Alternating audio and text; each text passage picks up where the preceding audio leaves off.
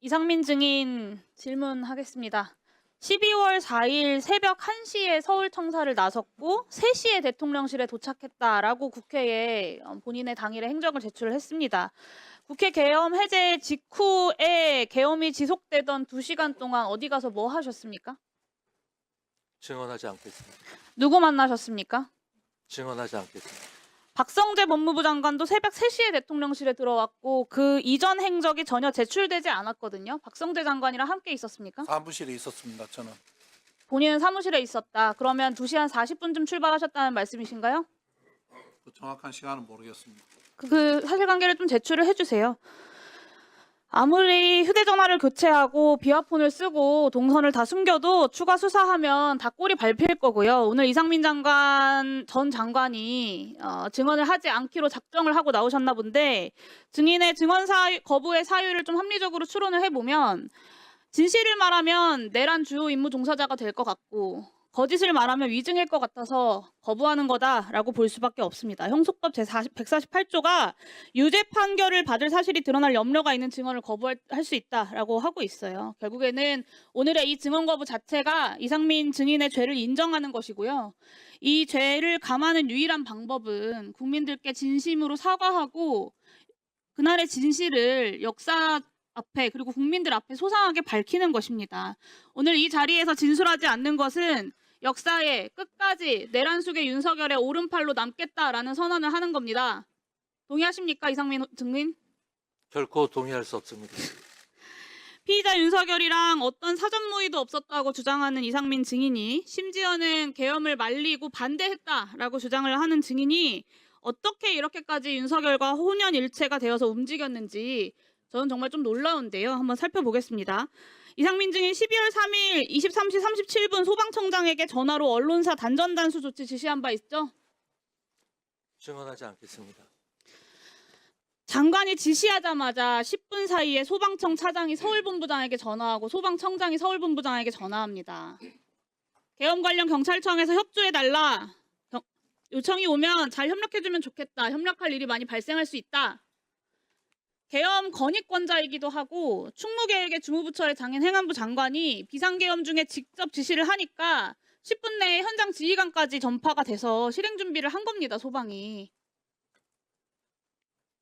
10분 뒤에 소방청장이 똑같은 내용으로 경기본부장에게도 전화합니다. 언론사뿐만 아니라 성간이 단전단수 사전 계획한 바 있습니까, 증인?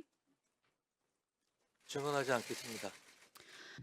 어디까지 실행된 건지 추가 확인되어야겠지만 이상민 장관이 오늘 증언을 거부하고 있지만 소방청장과 소방공무원들의 증언도 그렇고 그날의 행적도 그렇고 아주 구체적이고 직접적인 지시들이 있었습니다. 저는 소방청장에게 내렸던 이 지시만 해도 이상민 증인은 이미 내란 중요 임무 종사자라고 확정해야 된다라고 보고요.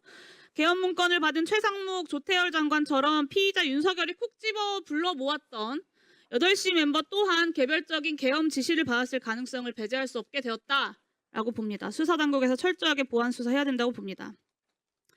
다음 23시 30분 윤석열이 조지호 청장에게 수차례 전화해서 국회 들어가려는 국회의원들 다 체포해, 잡아들여, 불법이야, 포고령 위반이야, 체포해라고 지시 압박합니다. 그때 이상민 증인 뭐 했는지 기억하시나요?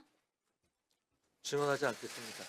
23시 26분 서울청사 도착하자마자 23시 34분에 윤석열이 조지호에게 전화한 지 정확히 4분 후에 조지호 청장에게 전화했습니다. 맞습니까? 증언하지 않겠습니다.